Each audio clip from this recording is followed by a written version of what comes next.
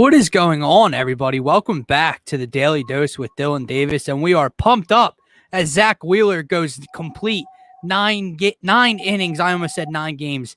A complete game shutout for Zach Wheeler. He had us scared at the end, Mark. He had us scared as the Phillies have tended to do so over the last 2 weeks or so. So to start off today's show, I am with my man, Mark Henry Jr. You can give him a follow on Twitter at Mark Henry Jr. _. He's the host of the Tough Cover podcast here at the Paint Lines Network, where we are streaming to you guys live through their Twitch, Twitter, and YouTube account. So if you're new to the channel, please give them a follow. Please hit that subscribe button and like this video.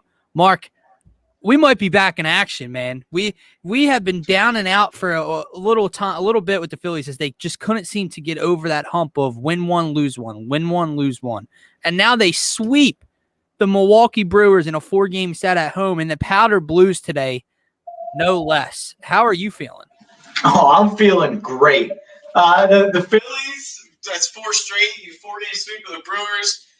You got the Sixers looking fantastic. You got the Eagles making great draft picks last weekend. We'll talk about that later. And then we've got me red hot and gambling. Everything is coming together at the same time, but the Phillies getting a 4-game sweep out of nowhere against a team with a really good record before they came to Philadelphia has me feeling pumped up. And with this Phillies team, like you said, it's like 1 minute it's so hot and cold, but right now I'm riding high. Yeah, man. So, guys, don't worry. We will be getting into everything Philadelphia sports related this week as the weekend nears.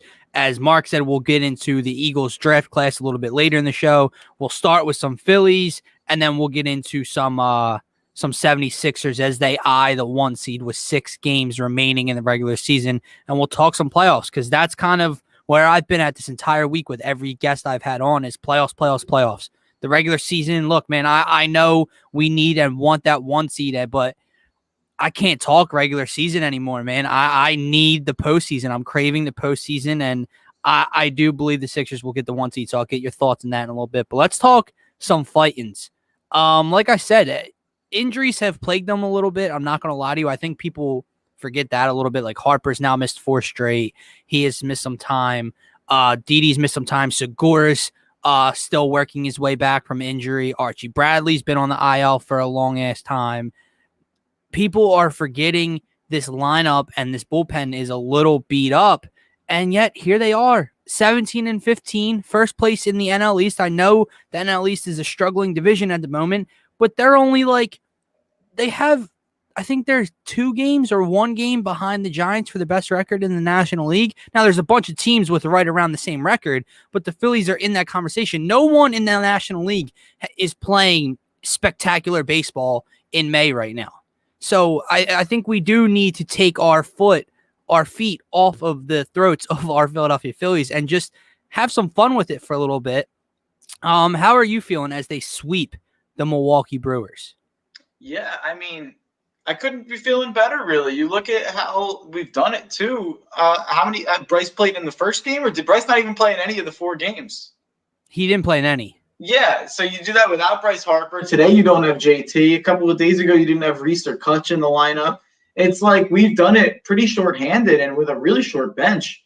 And every day that they've tweeted out the lineup, so that out of the past 4 days, you look at the lineup card and you're like, oof, yeah. I don't know about tonight.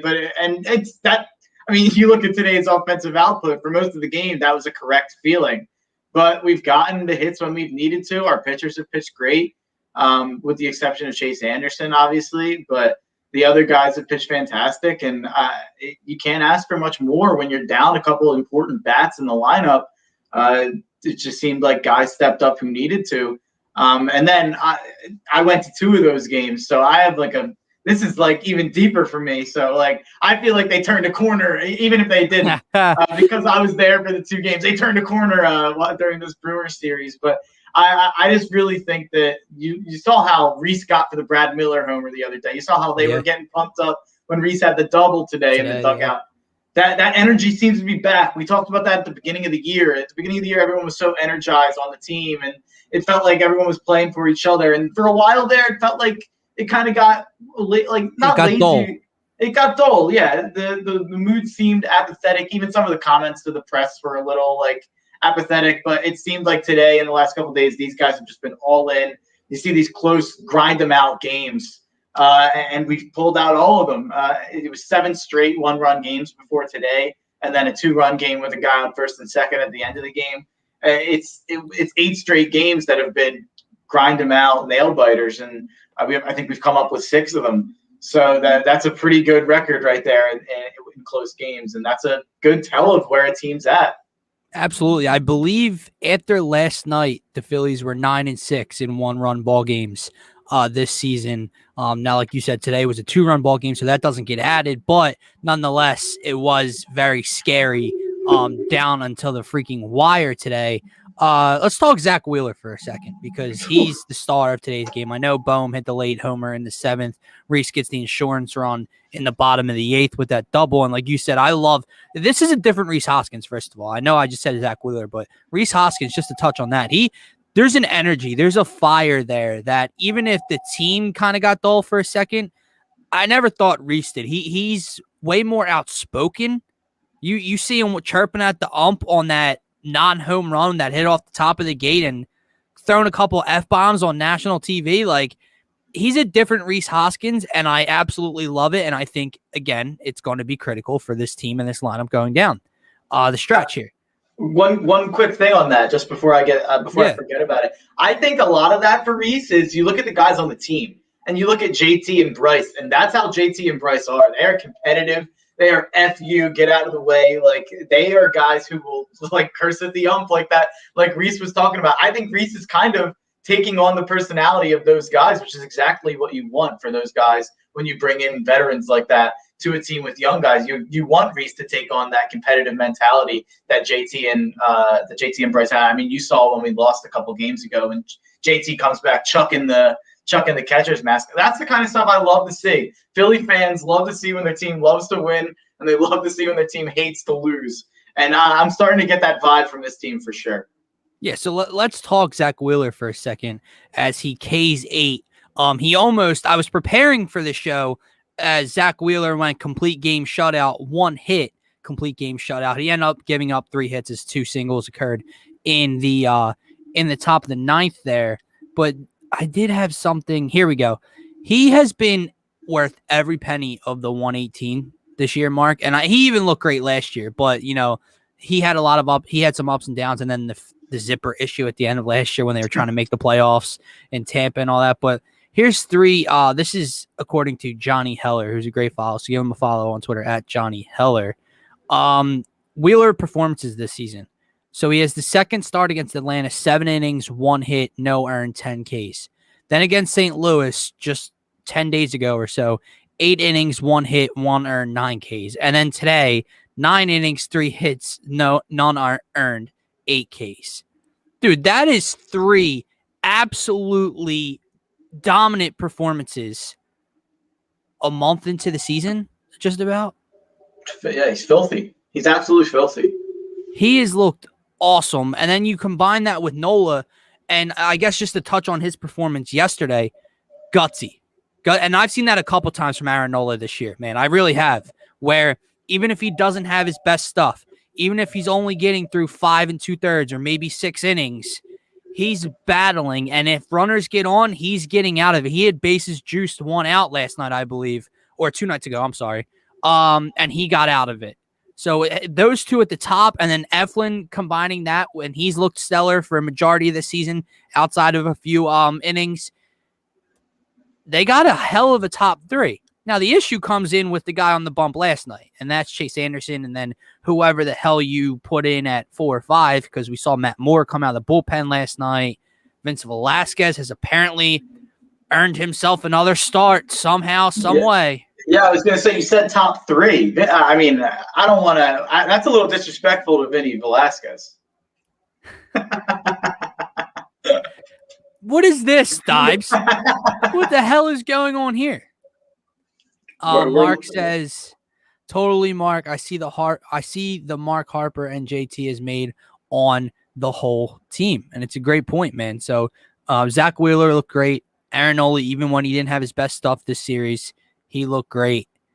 Zach Eflin has looked great. They do need to figure out the bottom of the rotation, but I'm okay for now. Did anything else stand out to you through this 4-game series. Anything that you're worried about? Anything positive? Obviously, center field continues to linger. Odubel they brought him up, and he's batting under the Mendoza line as well, isn't he? Yeah, he's 111. But Jesus, I would say on the positive end, staying in the outfield, Andrew McCutchen looks fantastic. Over the past couple games. The resurrection of Kutch. Now let me ask you this, because I'm glad you brought that up, because it slipped my mind to ask you. Play Pujols in center field. Right. I meant to ask you, do you believe that it was like a vision thing, maybe? Maybe. I'm willing to accept it for sure. As someone with bad eyes. I mean, it's just wild, dude. Like he was forgetting how to play left field. Yeah. He was misplaying balls. He was dropping balls that hit him in the glove. He wasn't right in the batter's box. He brings up the eye thing. He gets it checked out. Whatever happened this series, after he comes out about the eyes, he's looked fine. Yeah, he looks great. I was at the game where he hit the 2 homers off Lauer on the Brewers. Wow, what was going through your mind? I was pretty negative about McCutchen. If you remember from the beginning of this year, I was nervous that, obviously it's the last year of a contract, so it's not a long-term problem. But I was nervous that, we already have all these issues that we just talked about, the 4th starter, the 5th starter, center field. You did not want to add left field to that list of issues, and it looked like he was for a little bit, but he absolutely does not lately. The last couple of games, he looks every bit of the Andrew McCutchen we expected coming into the year, which obviously isn't the Andrew McCutchen of 10 years ago. It's not even the Andrew McCutchen we signed 3 years ago, but we just need that guy who can get on base enough at the top of the lineup or wherever we put him in the lineup and not kill us in the outfield. And that's what he was doing at the beginning of the year, like you said, and he was killing us on both ends. But he looks – I didn't notice anything in the field in terms of, like, amazing plays, but he didn't kill us at all, and he was great at the plate. Not having a ball short hop and go through his legs to the fence, not dropping a ball that hits him in the glove late in a game, nothing like that. So if he's okay in the field and not hurting us, and, he's getting back a little bit to himself in the box, at least slightly, that's a huge help. Now, let's talk about center field before we move on to the 76ers here, because it's not getting any better, man. It's not. And they've gone through now 4. They have legitimately ran through 4 center fielders, and they have not worked. I honestly think that Odubel's has the highest batting average of the 4. Unless Moniak's ahead of him. But last time I saw Moniak was 0.95. We know Quinn has been – I know – okay, Roman Quinn, before he got the stitches and the IL stint, hit 2 triples. He has like 2 triples and 2 singles on the year, I'm pretty sure. That's about it. And then Hazley was struggling before he left the team, and now you bring up Odubel, and he's batting 111, as you mentioned. Yeah. What the hell, man? So let me ask you this. Gene Segura will be back soon, hopefully. And, he's going to reclaim his spot in the middle infield, as he should. I know we joke about it. Can Nick Maton catch fly balls? Can Nick Maton play center field? What do you do, though? Like how? Because in my mind, look, I'm not saying Nick Maton is going to continue to be a stud, and he slowed down from that hot start. However, the kid in the infield plays good defense, and he hits better than any of the center fielders you have right now. Is it just? I'm trying to figure out how to word this to you. Is it just a complete joke that we're even sitting here thinking about playing a middle infielder at center field, or is that something you'd consider? Because, like, how do you take him out of the lineup? Yeah, I mean, I'm not really like, oh, how do you take him out of the lineup? To me, it's just like, who are you putting in that spot that's doing better than him at all? It's kind of like that Mike Scott situation that we used to talk about where McGinty would yell at us that we were dumb for wanting Paul Reed in the lineup. But it's like, I wouldn't call any decision dumb with center field due to how awful it's been. I'm willing to let's see if McCutchen can play center so you can play Brad Miller in left or something. Man. Let's see if Brad Miller can play center. Like, I don't know. Maybe that kills us defensively. But I almost would rather that trade-off to not have to watch Odubel or Moniak or Quinn at the plate. It's just – I mean, dude, at this point, they could get their foot stuck in the center field wall and it'd be okay. We've seen that now. Like, yeah.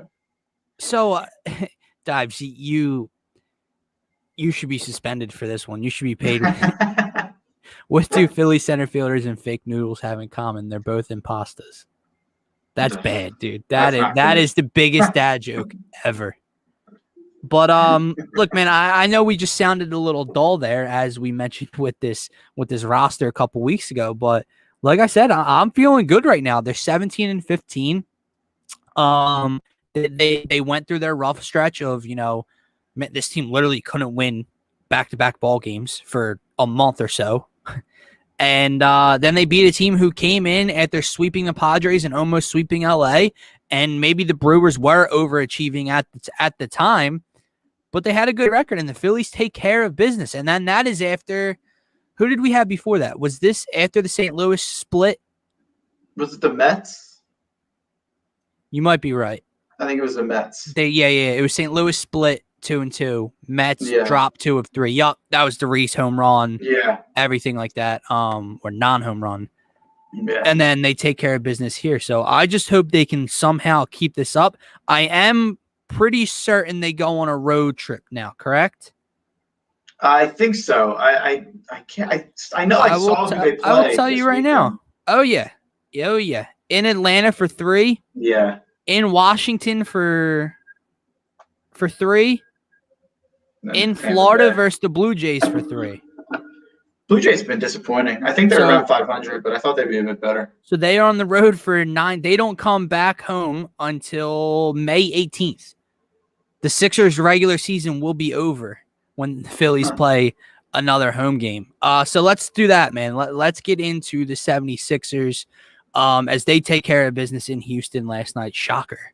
The Rockets only dressed 8 players, and the Sixers roll. Embiid had, what the hell did he have last night? 34 and 12. It's just average at this point. It's just what he does on any given night, or every given night, I should say.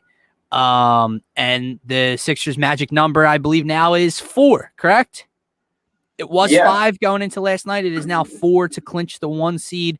And I guess we'll start the conversation there, because I've asked every person that I've had on the show this week this question, and my answer is yes. I don't see any way they don't do it now. What is your answer, Mark? Do the Sixers get the number 1 seed? Yeah, I think that they will, and a big part of that is going to be hopefully tonight. Brooklyn maybe has one of their toughest games remaining on their schedule against the Dallas Mavericks.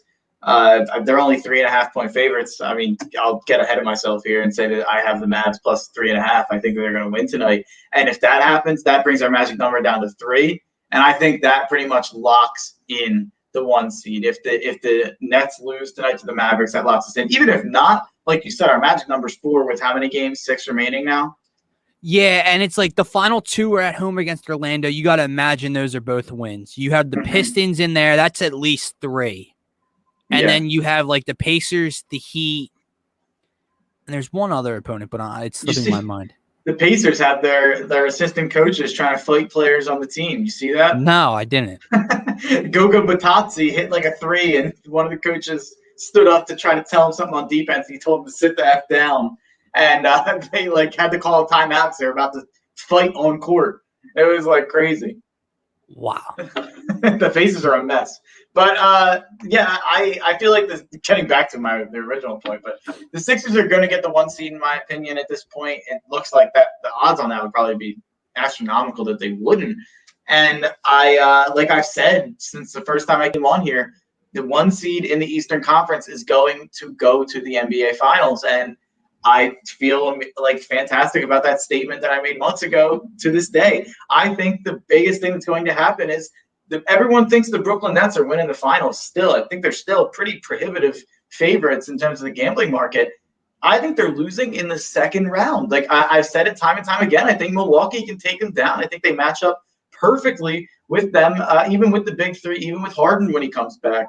I think Brooklyn is not this invincible team that no one can beat. Obviously, I'm saying that I'd rather see Milwaukee than them, but that's more of a matchups thing than anything else. I think we can really exploit the matchups, and I think we have the guys to take on Giannis more so than the guys to take on Kyrie and James Harden. But I feel good about the Sixers where we're at as the 1 seed, even if we do have to take on Brooklyn if they beat Milwaukee, or even if we do get unlucky and have to see the Heat or the Celtics in round 1 or round 2, wherever that may be. I think I feel fantastic about our standing in terms of where we're at right now. Yeah, and we can circle back around to this conversation in 15 minutes or so, as we might, programming note, may be joined by Austin Krell here at the Painted Lines around 4:30. But that's a maybe as of now. My point of view is, yes, I completely agree. I think they get the number 1 seed. They definitely made their road a lot more difficult last week or 2 weeks ago when they had guys out due to injury, and then they lost 3 or 4 straight, and Brooklyn got up a game and a half, and everyone's like, oh no, the sky is falling, and then 2-5 comes back, and they rip off a big stretch here, and I think it's set in stone now. We're up 2 games against Brooklyn now with the win last night, and then like you said, they have Dallas, and then they have Denver as well. So I think that the Sixers wrap up the number 1 seed easily, and then that makes your road to the Eastern Conference Finals a lot more easy, as you stated already, because you don't have to match up with the 3 seed in the second round. Which just thinking about that, before we get to the playoffs, if we had to go round 1, let's say Miami 2-7 matchup, round 2 Milwaukee, Eastern Conference Finals Brooklyn. There's just no way in hell that's happening. The 1 seed is so important, and I do believe that they get the number 1 seed. And what I'll say to you is this, Mark: there's a lot of people, as you said, they just look at this Brooklyn Nets team as the big bad Nets, big bad Brooklyn. Like, no one can touch them, and they have 3 of the greatest isolation basketball players ever. And I get all that. My question is, everyone keeps talking about, when Brooklyn gets healthy. Well, in the playoffs, when Brooklyn's healthy, how the hell do you know Brooklyn's going to be healthy? They haven't been this entire time. They literally have not. They've played 7 games together, the 3 of them. I'm almost positive. 7, dude. They acquired James Harden when, Mark? When did they acquire James Harden? January? Yeah. 7. It's May. They haven't been healthy. And now everyone's just assuming they're going to be healthy. And what I said the other day was, or I said it yesterday actually, to Gint and Vince Quinn. We had him here on the Daily Dose. And I think a lot of people's mindsets when it comes to Brooklyn, and it's just the hope or the ideology of so many personalities, they haven't played a lot together, chemistry, and they can get frustrated with each other. And I think that a lot of people's minds go to, they see 3 of the best isolation scorers in the game, and they say 1 ball, right? 1 ball. What happens when Kyrie gets frustrated because he's not getting enough looks? What happens when James Harden's running point and Kyrie's off the ball, blah, right? That could be the case. My eyes go on the defensive end of the floor, because they haven't played together at all. They're not a good defensive team at all. They have no rim protection. What happens in a series against the Bucks or the Heat or the 76ers, where this Brooklyn team, let's say they finally do get healthy and they're all playing together, and there's no help defense, and and the rotations aren't getting there in time, and they're getting slaughtered in the half court on the defensive end, or you see backdoor layup, fast break layup, backdoor layup. That, to me, is where the frustration sets in, if any. I'm not saying frustration's going to set in for the Brooklyn Nets because they haven't played together. But if it does, I don't think it comes from Kyrie wants the ball more, so he cursed out James Harden in the huddle. No, I think it comes from Kyrie standing here guarding, ball over his head, bucket. Harden, isolation, ball over his head, bucket. That's, to me, where that frustration sets in. Yeah, and I think a big part of it is, obviously, you have those 3 guys, and I'm not saying that Nets are devoid of talent outside of that. They have some players that are for sure nice pieces that haven't really done a lot in the playoffs yet. Guys like Landry Shamet, Bruce Brown, Nick Claxton, Joe Harris, obviously shooter. They have guys, but you look at the Sixers and you look at, obviously, Tobias Harris and Ben Simmons have not been fantastic, especially offensively, the past couple games, and even in games that we've won. And you look at the guys who have stepped up while those guys have not been taking on as much of an onus offensively. You look at guys like Seth Curry, who's gotten red hot from three and is like willing to shoot a bit more as of late. Crazy, 7+ threes. Yeah, I know. It's almost like he should shoot threes. Guys, Shake Milton looked fantastic the last couple games, which is going to be so important in the playoffs if he's able to unlock even 2 of those games in a series. Are huge momentum shifters because Shake Milton's kind of that extra piece for us where it's like we don't have that guy who can do what he does in terms of getting to the rim and getting to the line the way he does on penetration. I think that when he's right, and that's what I always say when we come on here after a bad couple Shake Milton games, and you're asking me usually like why does he get a pass? And I'm not even giving him a pass because obviously right now he's playing great, but I think that the reason that he gets it from me, I guess, is because I know he's one of those hot and cold type players.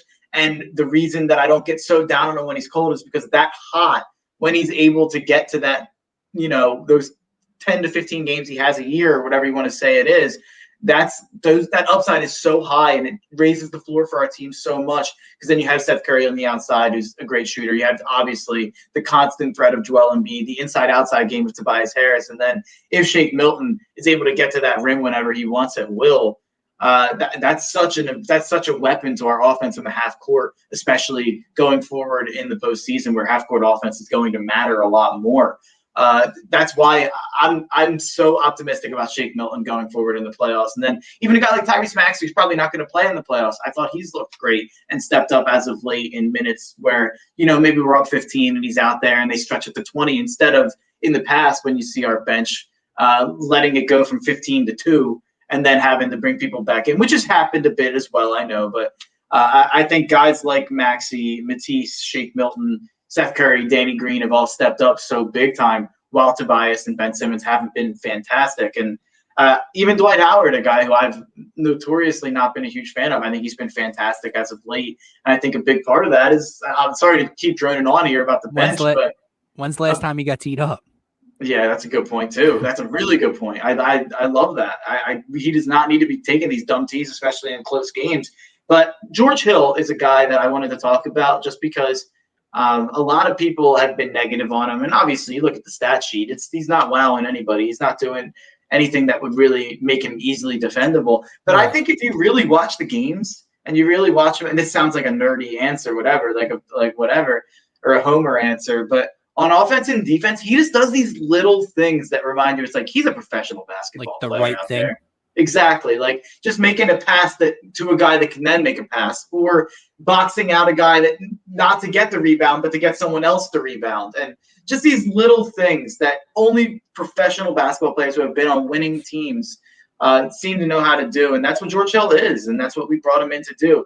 I know that he hasn't been shooting well or nearly as much as I want him to shoot, at least per minute. You look at, he's shooting like a 3 per game in like the same amount of minutes where in Milwaukee he was shooting 3 or 4 per game. So that's something I'd like to see. I'd like to see him jack it up from 3 a bit more. And it seems like he's hesitant to do so. I don't know if that's just being on a new team, but in terms of you play Dwight Howard in those minutes with George Hill at the 1 instead of Ben Simmons, even if you want to say Matisse at the 3 with Ben and Dwight, which we've seen is such a disaster. That makes Dwight so playable. What was I saying all along about Dwight Howard? Dwight Howard is a good backup center in the NBA on a normal team with teams with guards that don't need to clog the paint. So if we're able to play Dwight Howard without Ben Simmons at all, that's going to be fine in the playoffs. But I do think that there's going to be those, 2 to 4 minute stretches where they try to get away with Ben Dwight lineups and I tear my hair out. But with George Hill and his addition, even if he's been unspectacular, just getting rid of the Ben Dwight lineups from Doc's repertoire, and including George with Shake Milton and letting Tyrese Maxey get some run has been huge for Dwight. No, and I love that analyzation of the bench because it's a great point because you based it off of the bench giving up these large leads late in the third quarter and in the fourth quarter recently, and you see people in this fan base freaking the hell out. And oh my God. And I think to your point, Mark, guys, that doesn't happen in the playoffs. Do you know why that doesn't happen in the playoffs? Because when the Sixers have a 16-point lead in the third quarter or whatever, it's not 5 out, 5 in.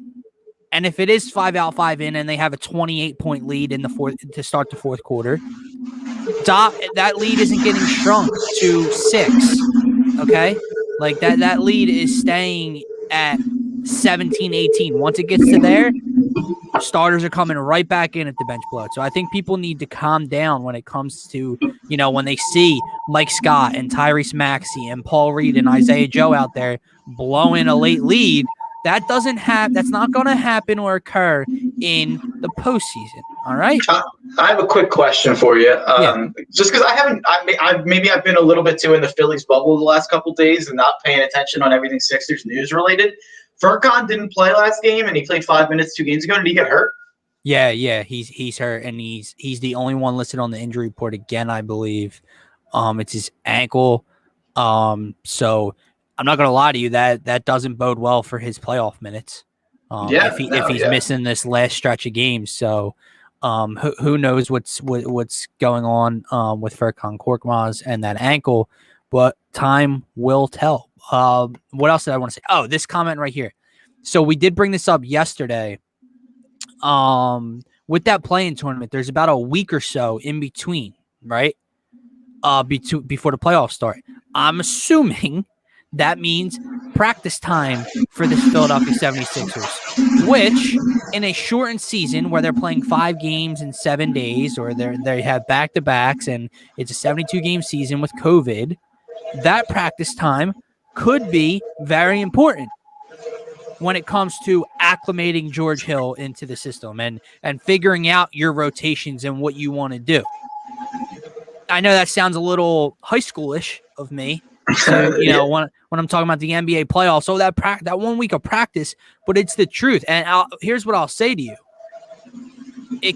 I remember the 2017 Eagles when Nick Foles looked absolutely atrocious when he first took over. And, people do forget that, but he was really, really bad. He was bad up until the pick. He almost threw off Keanu Neal's knee that we ended up catching. Oh yeah. He wasn't even that.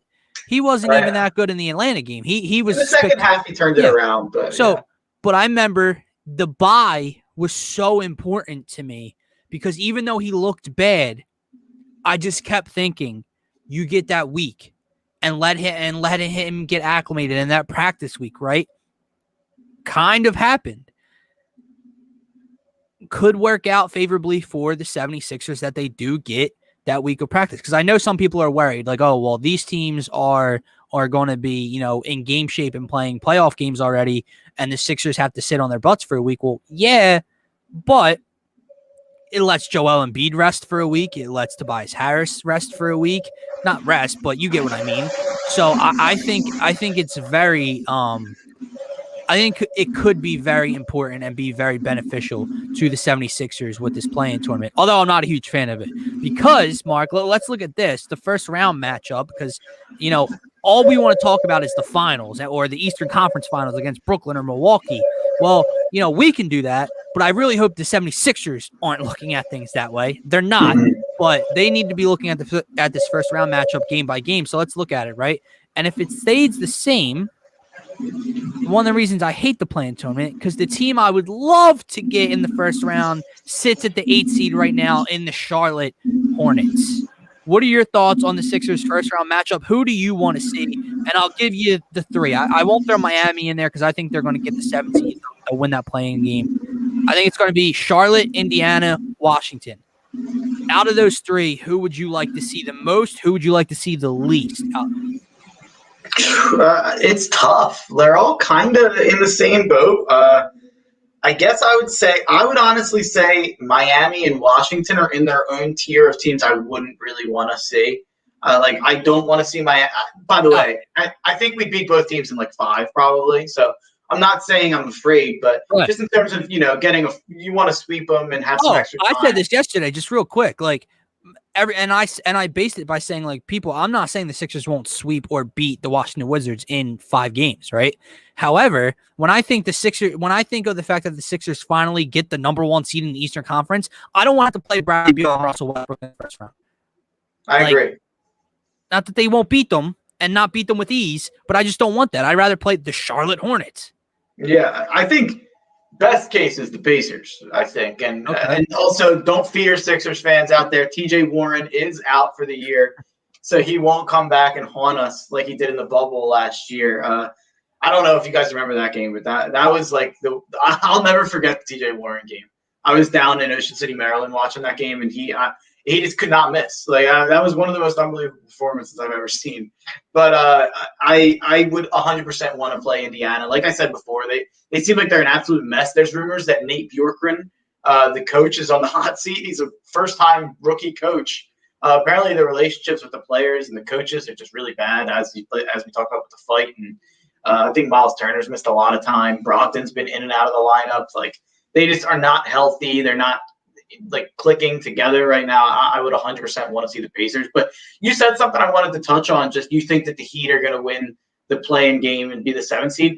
I have no idea what's going to happen in the play-in game. It's one game. That's like the crazy part of all this. It's like I don't even know. Is Miami going to play their hearts out if it means that they have to play the Brooklyn Nets in round 1? Maybe they want to play. Maybe Jimmy Butler's like, oh, I want to give me the Sixers and give me that bum Ben Simmons who I hate. Like, I don't clip that. I love Ben Simmons, but but Jimmy Butler might want the Sixers. Like for all we know, like that weirdo. But I don't want the Heat. I don't want the Wizards. And honestly, like this is a hot take. I think I'd rather play the Celtics than the Hornets. Like the Celtics are still kind of in this conversation. I think I'd rather. Who they are. I think I'd rather play the Pacers. I think my ranking would be I'd most want to play the Pacers. Second would be the Celtics. Third would be the Hornets. Fourth, I think I'd rather because losing to the Heat would hurt so bad. I'll say Wizards 4 and Heat 5. If the Heat beat us, I may never appear on a podcast again. Like I would, like that would be so depressing. Hold on. I just want to address these two comments real quick. So no way Hornets beat the Wizards. We are playing Wizards unless something stupid happens. Guys, I get it. And I just talked about how I'd rather not see Bradley Beal and Russell Westbrook in the first round because when I think 1 seed, that's not what I want. Not that the Sixers won't handle them easily because they're not a good team after that. However, you are aware the Wizards are the 10 seed, right? And you are aware they're 6 games under 500. Like, yeah, Russ's stats have been nice and they're catching fire a little bit. The Wizards are not a good basketball team. So, no, it's not that we're playing the Wizards unless something stupid happens because they have to win, 2 games to get in? Well, yeah, because it would be 9 versus 10. But the only thing I will say about the one thing you said with them being 6 games under, they did have like a disastrous month of COVID where they like had everyone missing and like Russ and Beal missing for 2 weeks each. So that is like that is one thing about their bad record. Again, I'm agreeing with you. I'm not afraid of the Wizards. But yeah. I do think that the Wizards are a little bit better than these teams that they're right around record-wise just because they had to deal with all that stuff that those teams did. Like, I think they're on a different level than the Pacers. But having said that, like I said, I think these play-in games, who knows what could happen. Like, so my order would be I want to play the most to least. Hornets 1, Pacers 2, Washington 3, and then 1 of Miami or Boston 4. And I'm not scared of any team. The Sixers win in 5 against any of those teams. But the reason I say that is because the Hornets, I get it. They're young. They're scrappy. They got a lot of good young guard play. Melo's back. Got all of it. That's going to steal you 1 game. Okay, against the Sixers. It's going to steal you 1 game at home probably. That's that. The Pacers, they are a mess, but I have them up like below the Hornets because they do have, if Brogdon's healthy, if Sabonis is healthy, Turner can bang a little bit with Embiid. No, he's not a match for Embiid, but he can bang a little bit with Embiid. That brings a couple more bodies that I'm more worried about than the Hornets. The Wizards, Beal and Russ, the rest of the team stinks in my opinion. And then when you get to Miami or Boston, not afraid of either of them. I agree with you. I'd rather play Boston than Miami. But if that team turns on a switch with Tatum and Brown and Marcus Smart and Kem and I don't think the switch is there. I just don't think that switch is there this year. They have just no big. And I think again, we're the one team that they really can't get away with that against, in my opinion. I think Boston like I look at it in terms of if we're watching the play-in game for the 8 seed and we're the 1 seed, which we will be. I'm sure it's going to happen when we're the 1 seed watching this 8 seed game, knowing we're getting the winner. And who are we going to be rooting for? And if it's Boston versus Washington, I think I'm going to be rooting for the Celtics because I would want the Celtics in round 1 over the Wizards. Just I don't know if that's logical, or maybe even Boston versus Charlotte. I think Charlotte's got some bigs that they can throw at Joe a little bit more than Boston. But I also think that there are some demons or some skeletons in our closet with the Celtics that would be nice to get rid of. To just punk them out in round 1 and send them into a rebuild. Not a rebuild, I'm joking, but send them into trading Kemba, probably trading Marcus Smart, and kind of retooling the roster around Tatum and Brown. I would love to force the Celtics to make some decisions about Brad Stevens and make some decisions about their team. But I'm not afraid of any of the teams.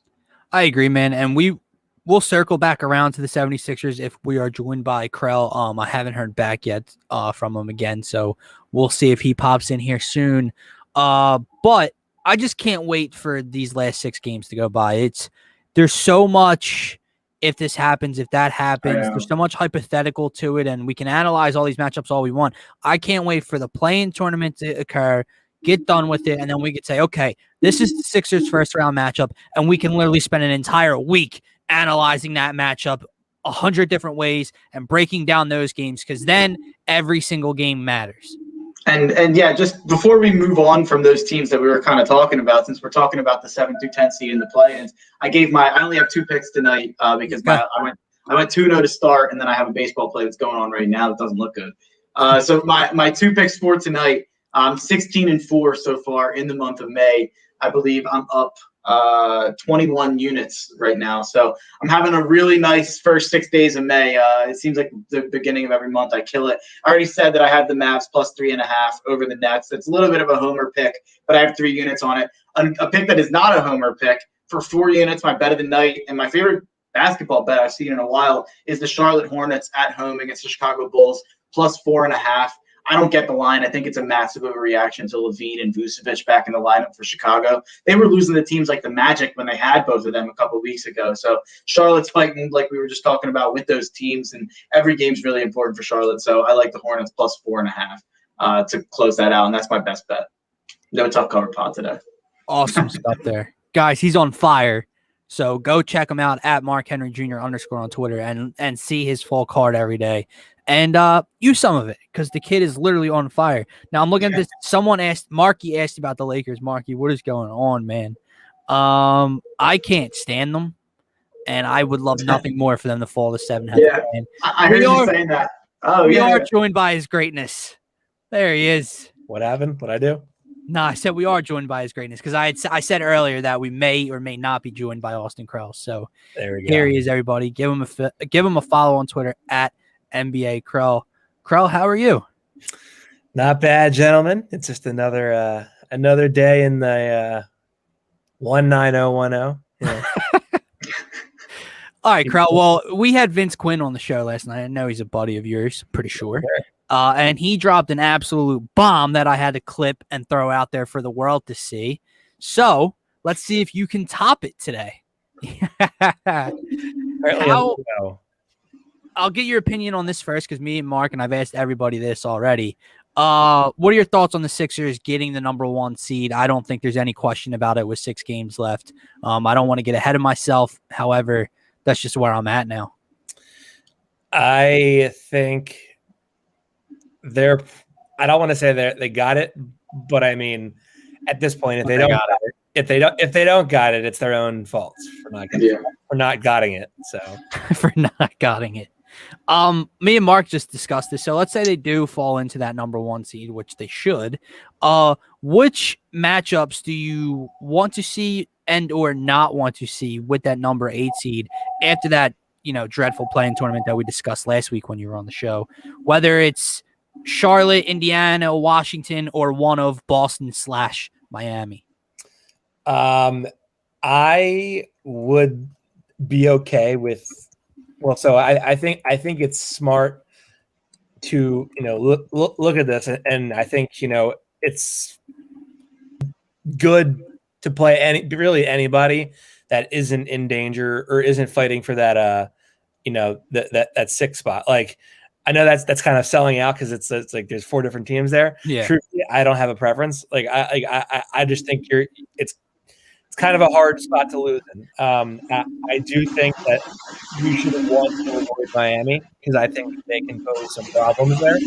But I mean, Indiana's falling apart internally and externally. Washington's been a nice story, but I mean, what do you like past Russell Westbrook and Bradley Beal? Who's really hurting you on that team? They're giving major minutes to Powell Neto. Then Charlotte is, I mean, they're a fun team, but they don't have anybody to compete with the size that the Sixers have. They don't have any bigs. So no one is really concerning me from any of those teams. I think they recognize they have a very special opportunity here to get the one seed. And I think with that, I mean, you're facing either the Knicks or the Hawks in the second round. You're 3-0 against the Knicks this year, and you're 2-1 against the Hawks, and you bludgeoned them the 2 times you played them last week, 2 weeks ago. Yeah, man, I agree. And the first time they played the Hawks was right during the stretch or whatever. So yeah, so like Embiid played, but Simmons, Harris, and 10 other guys didn't. And that was like Embiid's first game back, I believe. So I take that for what you will. So that is the most important thing, that the Sixers do get the number 1 seed to not have to go down a road of Miami first round, Milwaukee second round, Brooklyn in the Eastern Conference Finals just to get to the damn NBA Finals. But Krell, I got to ask you this. Well, first, and Mark, if you have any questions, throw them out there as well. But this fan base, man, and they've been on fire lately. So does Austin Krell have any message to the 76ers fan base? Don't chew gum and think at the same time, because clearly it isn't a skill that the fan base has. I don't even know anymore. There's no like middle ground. It's either ultra negative or far too positive. There's no room for nuanced discussion.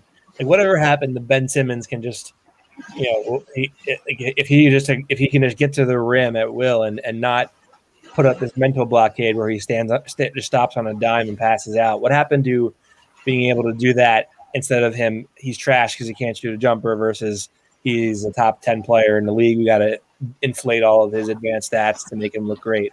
He's a very good player. I just think they're so conditioned with the Eagles to be either overly positive or overly negative. It bleeds everywhere else. Well, I said this the other day, Mark. I forget if you weren't there. I had back-to-back comments of, we were talking Eagles and we transitioned to Sixers, and an Eagles comment talked about the draft and how he knocked it out of the park, an A+ draft, blah blah blah. The very next comment when I transitioned to Sixers bench will be costly in the playoffs and they won't go very far. How the hell does this happen? Like, this is how Howie Roseman has a job, how the Eagles sell out and sell out games and don't care, because it's just blind faith. How are you positive about the Philadelphia Eagles right now, and then in the next breath talk down on a team that's 24 games over 500 that's going to lock up the 1 seed in the Eastern Conference and have potential to win an NBA title? I don't get it with this fan base. I don't get it at all. Well, I think, number one, this is a football city, and so everyone's been preconditioned to, love and live and die by the football team. So when you have a team like that you love, you're going to find ways to soften the own blow, soften the way that you, internalize them, and soften the way that you view them. So they're always going to find ways to, soothe themselves with the Eagles. Yeah.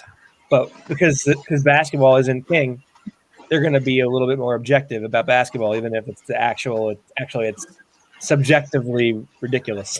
Yeah. I also think a big part of it, and this goes with the Phillies, and more so in like the Gabe Kapler era when we wanted him fired every single time we lost the game. But I think that because of, like you said, it's a football city, I think some people treat baseball and basketball seasons like football seasons, and you can't do it. There's a big difference between a 16-game season and an 82-game season and a 162-game season, and you can't live and die on each result of the Sixers and the Phillies like it's an Eagles loss, because just percentage-wise, it means so much less or more if you're talking about the football aspect of it. And I think that sometimes people get caught up in treating the Sixers like they're the Eagles in terms of judging every game like it's the end-all, be-all, whether that be a win and we're going to the finals, or whether that be a loss and we're never gonna, our bench is gonna cost us in the playoffs, like Dylan said. But it's just people want to be reactionary because you're able to do that in football because there's such small sample sizes, so you're able to react. And one thing, go ahead, Carl. Well, so I was just gonna say, like, I think, like, with the Eagles, it's always been football is king. That's just how it is in this country. It's not even in Philly. It's everywhere. That's the number one. That's what gets talking on ESPN and radio, literally 365, endlessly. I don't know how people can keep going with it because it just never ends. But I think with baseball, like, some of your greatest internalized memories growing up are with your parents or your friends during the summer when you have time off at baseball games. That's how you build a lot of your bonding moments with your family. And I think that's where baseball kind of takes like that secondary position. It's a psychological comfort ground. And I think that helps people sort of gravitate towards that a little more. Whereas basketball, I have my theories behind that. It's certainly rooted a little deeper in societal issues than it is anything else, I think, for me with basketball. Right. And this is not my show, so I'm not going to dive into that. But I definitely think if you just look at the politicization, if that's a word, sure, of if it's not, we'll make it one. Yes, of the NBA and how outspoken they are towards certain candidates, right, and this and that. I think the people who populate sports radio in the city are all of that age where they're probably expressing differing beliefs than the average NBA player, and so that as a result, they tend to lean away from the NBA and dislike the Sixers. And also, this is just something, that I noticed with people. Like, I know that you guys, I don't know where you guys were at in terms of during the process, in terms of your opinions on what was going on during it. Obviously, that's a long time ago now. I think that there's a big disconnect in this fan base in terms of the people that were all aboard on the process and then the people who were against it, like the people like my dad's age and the people, that were a little bit more against, outwardly tanking to try to be better in the future. Matt McGinty. Yeah, Matt McGinty, exactly. He was wrong, but that's where we're at. We also weren't laughing when you were talking, Carl. I blocked McGinty for 5 minutes in the comments section. He's the biggest troll. But I just think that a lot of those people who were, no matter what, the process isn't going to work. It's no matter what, the process isn't a success. I think those people are kind of predisposed themselves to believe that, the Sixers, all they do is disappoint in the playoffs. All they do is lose in the playoffs. And that's something that I just can't stand. It's like Joel Embiid and Ben Simmons are how old, and we're supposed to think that they're career losers now because they lost in Game 7 on a 5-bounce shot to the eventual NBA champions. Like, and it's the same thing for Giannis. Like, I obviously he didn't have that dramatic of a loss, but the people who were just like, Giannis is a loser, he can't win because he lost 2 years ago when he was up 2-0 and he lost last year in the bubble. I think people maybe it's because the NBA superstars are so front facing, and maybe it's because the NBA, you can really pin losses on certain people because it's an individual sport more so than football. And I think that people are just so willing to start throwing teams and players in the trash when they don't win a title in the NBA. And it's a little different in football because I don't know why that is. But I think that people, when they don't have immediate success in the NBA, are put in this certain pile where it's like, we're not going to take them seriously until they do. And I think a lot of people have that attitude with the Sixers. You'll even hear it on national podcasts where it's like, I have to see it in the playoffs to believe it. And it's like, why aren't you saying that about every other team in the East? Because the Nets, we haven't seen that in the playoffs, that group of people. We haven't seen the Bucks in the playoffs, like I just said, even though I think that's a flawed take. So I just think anyone who's saying like, I have to see it in the playoffs about any of these teams, there's no reason to, because we haven't seen it with any of them. So these are all kind of new playoff contenders. And I think that sometimes that gets lost in the conversation. Well, so like I think you have to identify the demographic of people who are saying that. Like, I think most of it is adults who are in their 50s to 60s. Boomers. Yes, thank you. Boomers who they don't watch much of NBA basketball outside of maybe the local team because they don't feel like an attachment to it. It's a different societal belief that a lot of players carry. They gravitate away from that. So and they think all players are soft nowadays. They think everybody who's not like beating the hell out of each other on the court every night and is taking a day off from an 82 game or a 72 game schedule when state of the art medical technology and research shows that that's better off for you long term. They find that as soft and they don't want to watch that. So they don't pay attention. They don't know what they're talking about. I deal with it all of the time with people in my own family. People they say things like, like the Sixers could use a great shooter like Jimmy Butler. And I'm thinking like, I must be watching a different guy. This guy is not like a great shooter. What game are you watching? And I just shrug it off. And that's, they don't understand what they're talking about. No. So let's get into this playoff run, Krell. First, let me ask you this playoff rotation. Is there any hope Doc shrinks it to an 8-9-man rotation? Because he's come out publicly and stated he doesn't care if he has to roll 10. I remember with the Clippers last year, Gint and I bring this up all the time. They rolled out 10 to 11 guys at times in LA last year in the postseason, and it ended up coming back to bite them in the ass against the Nuggets. Is there hope, or is there a feel that he shrinks it? And if so, what is your prediction for this rotation? I think he's already started doing it a little bit. I think number one, like Mike Scott's completely out of the rotation now. So I mean, I think that's. I wish I had like a confetti cannon right here. Yeah. I wish this was the confetti game. I tend to think that's a good starting point. Yeah. But I don't think he trusts Paul Reed. Obviously, I think he barely trusts Tyrese Maxey. I don't think Tyrese Maxey is going to be here next year. I tend to think that they're going to go a little bit more with Ben as the 4. They really like him. Justice for Mike Scott. Yeah, dude, you're going to get blocked for another 5 minutes, Gint. I think lately, like you've seen a lot more Ben Simmons as the roller for a reason. They want to shorten that end of the rotation, not really go as deep with their ball handling, with their backup fours. So I think you're going to see like 8 or 9 guys. Thibault, obviously, George Hill, Shake, Dwight, and then I think that's probably going to be about it. One thing I'm kind of watching out for, I read about this a little bit last night for the game story, was I don't get why Shake Milton's still getting a lot of ball handling duties when they brought in George Hill. And because the idea was that George Hill alleviates some of that. Maybe you want to split it, but it's still very much heavily in favor of Shake as the ball handler. I think you got to get him more off ball. Yeah, I mean, I thought that was the move when George Hill was brought here. I thought that was the whole point of it. And I thought we had many conversations on Shake's not a true point guard. He just has to be a point guard because this team has no other option coming off the bench. And I agree with you there. I just maybe, one conversation me and Mark had earlier was with that play-in tournament and you get that extra week.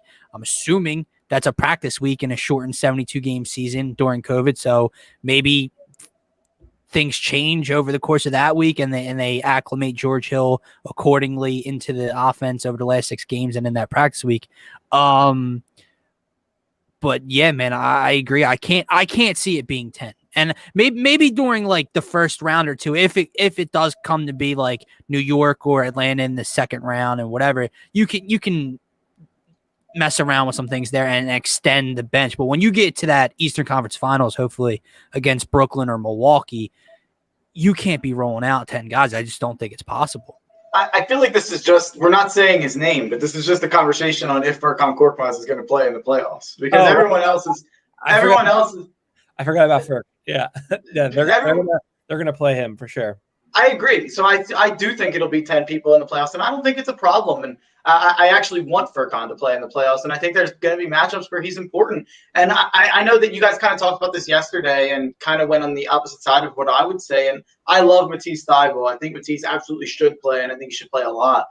But I'm just as concerned about Matisse's offense against Brooklyn as I am about Furkan's defense. So I do think that that's an offensive series. That's a series where Matisse is going to struggle a bit in terms of staying on the floor in games that we're getting behind on, in my opinion, if Joel's not dominating. And obviously, I don't think he's going to dominate every single game against Brooklyn. So I do think there's games where we're going to need more offense and more threes, and I think Furkan could provide that. And I think that Furkan is being a bit undersold in terms of maybe he doesn't play. Maybe you were right in terms of we were talking about his injury that I didn't really even know about. I don't know when he's supposed to come back necessarily, but if he doesn't come back before the playoffs or something like that, and that could definitely play into it, and maybe he loses his spot. But when he's been healthy for the entire year, when he's been available, he's been in the rotation, and I don't think that he's been a negative. I'd have to look at his on-off numbers. I haven't looked at them recently, but I know that his two-man lineups with Embiid have been fantastic right up there with Steph Curry and Ben Simmons.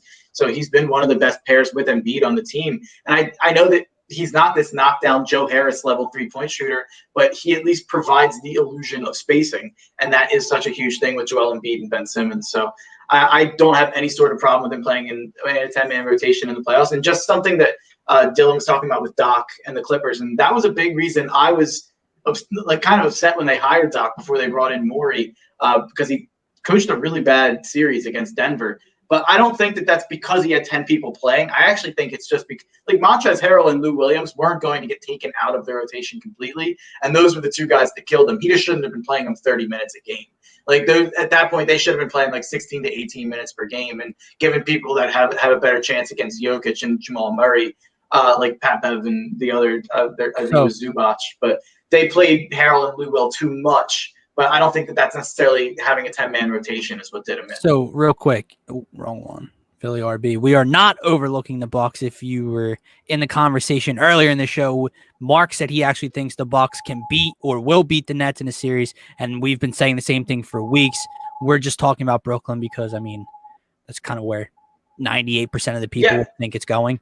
Yeah, I think Matisse in a matchup with Milwaukee, I'm not really nervous about Matisse at all. I know Milwaukee's a good offensive team as well. They're not in the same level as Brooklyn where I'm that nervous about giving up points on the offensive side that he can't be out there. I think Matisse will be very usable against pretty much every team in the league except maybe Brooklyn. All right, Krell, let me ask you about this Brooklyn team, though. Philly RB is not going to like this conversation. No, you're good, man.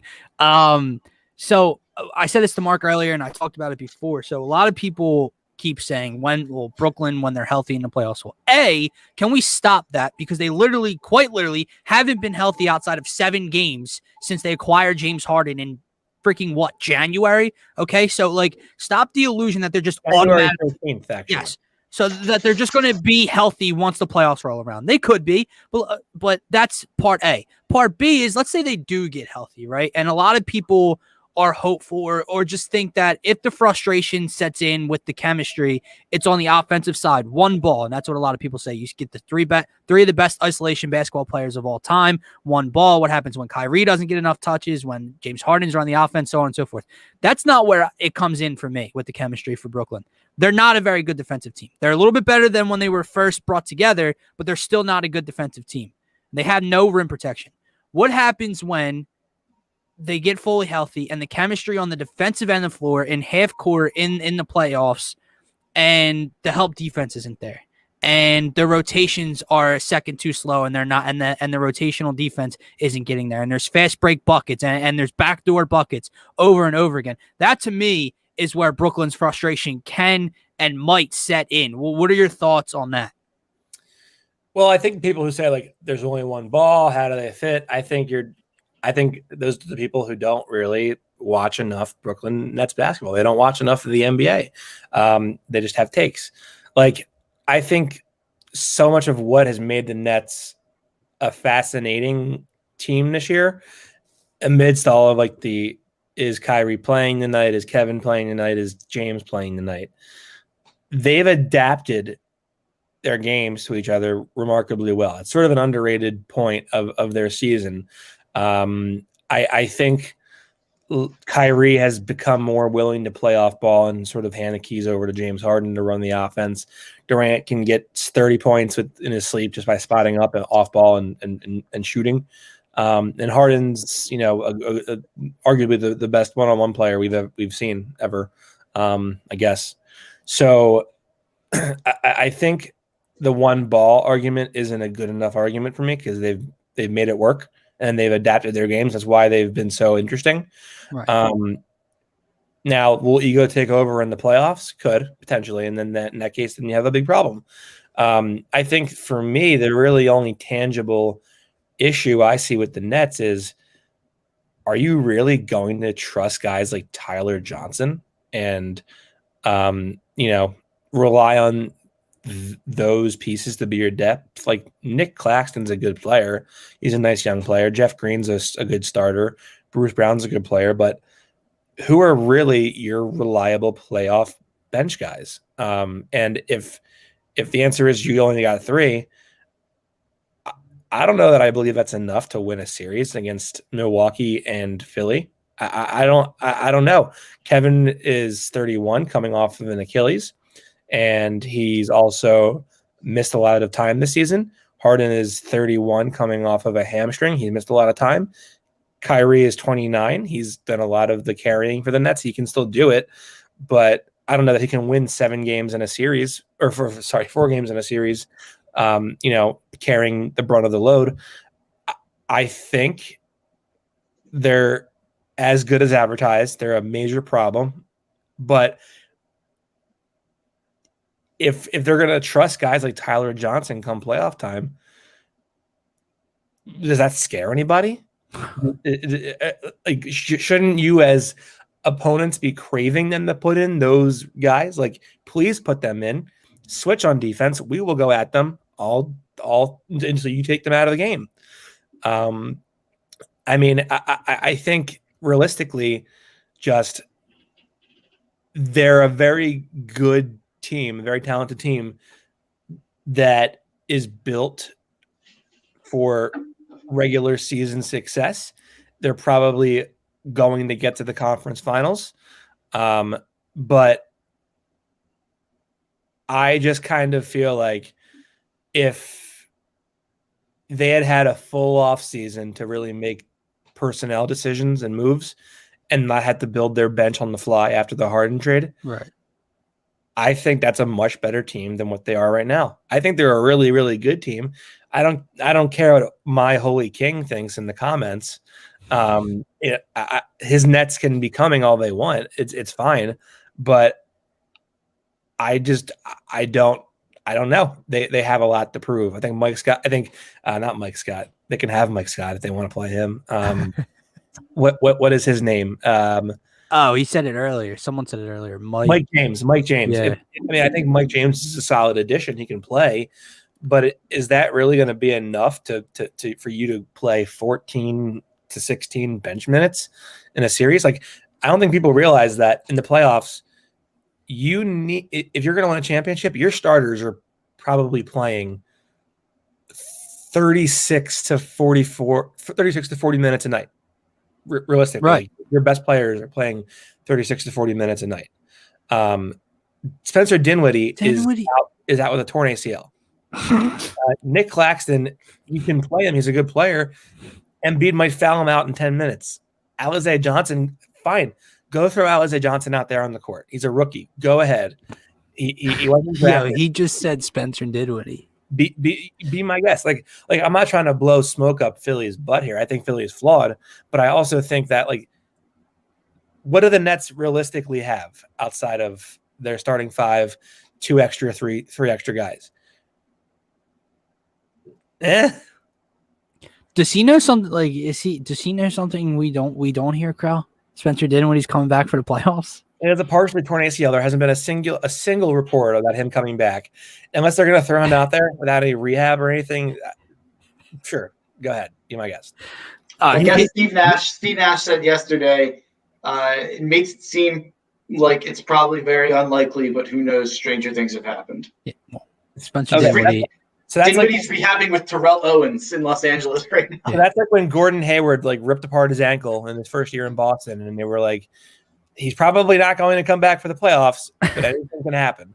And then he didn't come back for the playoffs. Also, do you think that Spencer Dinwiddie is going to come out during a contract playoff run on national TV every night and go look terrible out there and risk a contract? I mean, come on, what are we talking about here? Man, I really want to hit the suspend button for 5 minutes, but he's giving me a good laugh. All right, Krell, and my Holy King will really like this one. I've been saying it all week, and I want to get your opinions, and we'll be having you on during the playoffs and everything like that, so the predictions will get even closer. But just right now, here's kind of where I stand. And I think of myself as very level-headed when it comes to this Sixers team. So this, I know it comes off, I don't want to be too fanboyish here with it. However, like, I just see a lot of people, you know, not in the comments here, but on social media and in this fan base, and I know that's probably not a good thing to pay attention to, but they bow down to this Brooklyn team. And I'm not coming out and stating that the Sixers are going to beat Brooklyn right now. I'll make that prediction when the playoffs roll around. I'm not saying they're definitely going. I'm not saying the Sixers are going to win the NBA title. I'm not saying anything like that. However, the Philadelphia 76ers have two of the top 5 Defensive Player of the Year candidates at the moment. They have an MVP candidate. Doc Rivers has changed everything. He's turned Tobias Harris into like a 21 point per game scorer. And the East is looking like it's going to run through Broad Street. I'm not bowing down to a damn thing this postseason run. Okay, I'm sorry if that sounds fanboyish. I'm being too much of a fan here. I'm not bowing down to anything. What are your thoughts? I know I've asked you this before, and I'll continue to ask you, and I want to see if anything's changed here. We just talked about Brooklyn for a while. What are your thoughts in a 7-game series versus the Brooklyn Nets?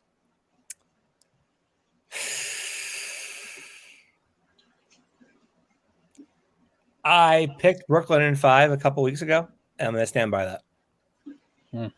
So Austin Krell is bowing down. I'm not bowing down. I just think, like, realistically, you don't have anyone who's going to stop. You have 3 to 4 very good perimeter defenders. Potentially one guy that can stay in front of Kyrie Irving. You have one guy that can handle either of Harden or Kevin Durant on a given night. But I mean, the subtle adjustment might have to be like you start Thibault. Like that might be a subtle adjustment you have to make just to keep up with these perimeter defenders. I mean, none of them have the low center of gravity that Kyrie have. I think Kyrie's going to be a huge X factor in that series. I really do.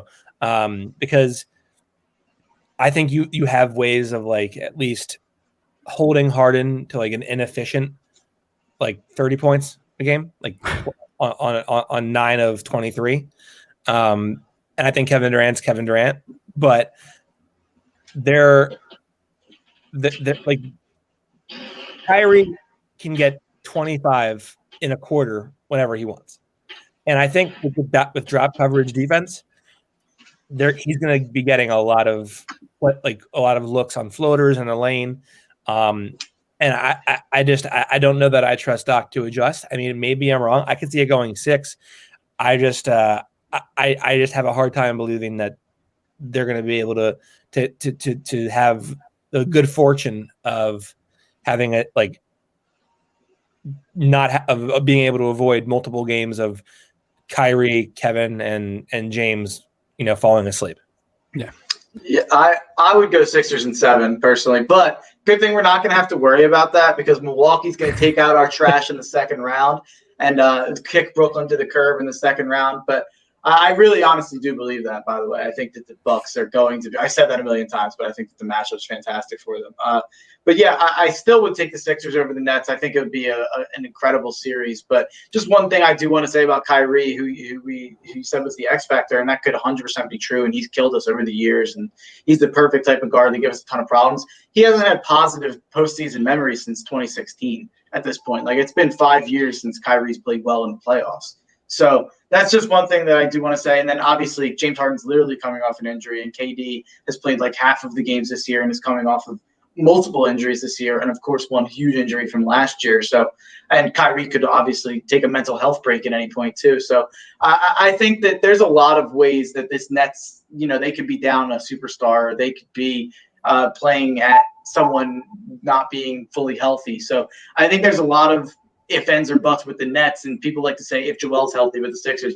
I think there's way more ifs with the Nets, but even if we're all fully healthy, I just think that lack of having someone to go against Joel Embiid is really what's going to do them in, and that lack of a bench like we were talking about, even if Shamet and Bruce Brown and Nick Claxton and Joe Harris and Mike James, even if those guys all step up, even if Spencer Dinwiddie comes back out of the graveyard, I'm just not I'm not that nervous about their other guys around them. Obviously, Kyrie and Harden give me a ton of worries.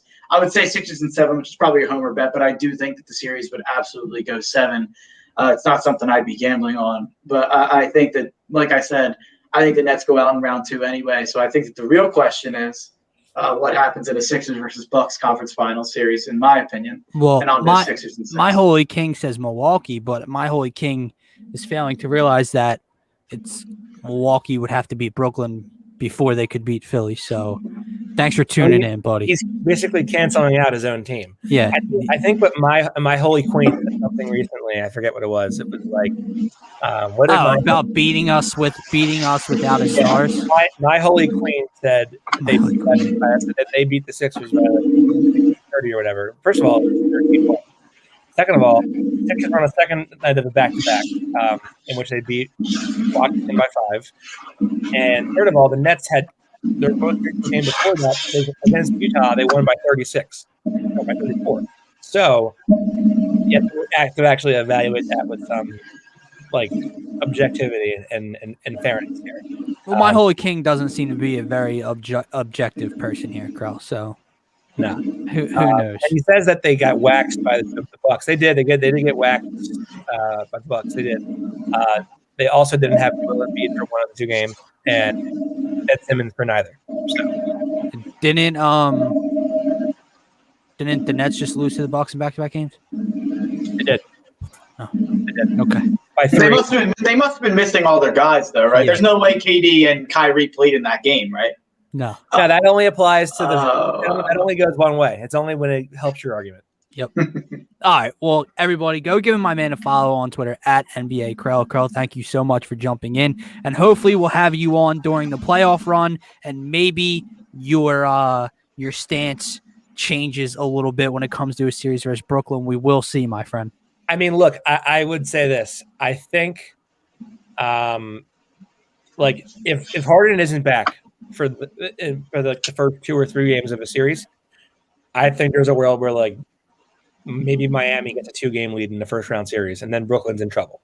I think that's possible.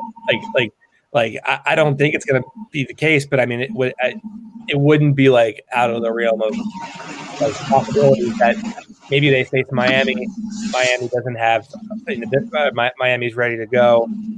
Jimmy's a different animal come playoff time, and maybe Harden misses a game or 2. They win, they steal those games, and then suddenly Miami's in the driving seat, going back to their place. And then that changes things dramatically in the East. But if I'm going to evaluate the Sixers against the rest of the East, Stars win championships, and Brooklyn has 3 of the best. So. All right, fair take. But we'll see you come playoff time. Krell, thank you so much. Take care, guys. This one comment over here, he said, we didn't get stomped, though. And one thing I wanted to say, you lost 2 straight. There's no room for comments in the win-loss column. There's a loss, and then there's 2 losses. I don't care if you kept it within 1 point on both of them. My Holy King, can you just be honest for one second? How old are you? And I would love an honest answer. I know it won't be honest. He'll be 5, but there's no in between here. It's an 11-year-old kid on his mom's laptop, or it's a 45-year-old man who just doesn't know what the hell he's talking about. But anyway, Mark, you don't watch Brooklyn Nets news. Spencer Dinwiddie's coming back. You didn't know that? Yeah. He's gonna sell his cryptocurrency. Way older. Well, that tells me all I need to know. So my Holy King, thank you, man, for tuning in, and you have a good one, buddy. Mark, we are about an hour and 20 minutes in. We may have to save this Eagles draft talk for another time. Hell yeah, man. Before we wrap up here on today's show episode, The Daily Dose. Do you have more? Give away your picks. Yeah, I said them earlier, but I have Mavs plus 3.5, and I also have the Hornets plus 4.5. The Hornets plus 4.5 for 4 units against the Bulls, and the Mavs plus 3.5 for 3 units against the Nets. I'm 16-4, and my last 20 bets into start May, up 21 units. So my best bet is the Hornets, hoping to keep that best bet undefeated in May so far. Love it. Go follow my man Mark on Twitter at Mark Henry Jr. _ and follow the pod at Tough Cover Pod on Twitter as well. For me, you can follow me on Twitter at DylanJD98. And guys, if you're watching now, can you please go subscribe to DSM Media on YouTube. It is myself, my man Scotty, and Gint. It's just an extra page for where you can find all our episodes of the Daily Dose, Scotty and I's new show, Turf Talk, and we're putting out a bunch of extra fun content for you guys throughout the week as well. Vince Quinn's NBA title prediction is posted and is up on the page now. So go subscribe to DSM Media on YouTube, and we will be doing a giveaway next week. So you will have to be subscribed to stay tuned in for that. Mark, is there anything you want to plug? No, nothing at all. The Tough Cover Pod, like you said, I haven't done it the last 2 days. Got a new laptop though, so I'm ready to go for tomorrow. We will have an episode tomorrow. The Tough Cover Pod, you can follow at Tough Cover Pod on Twitter and Instagram. Awesome. So, go Phillies, go Birds, go Sixers, and Sixers in 6, baby. Have a nice night, everyone.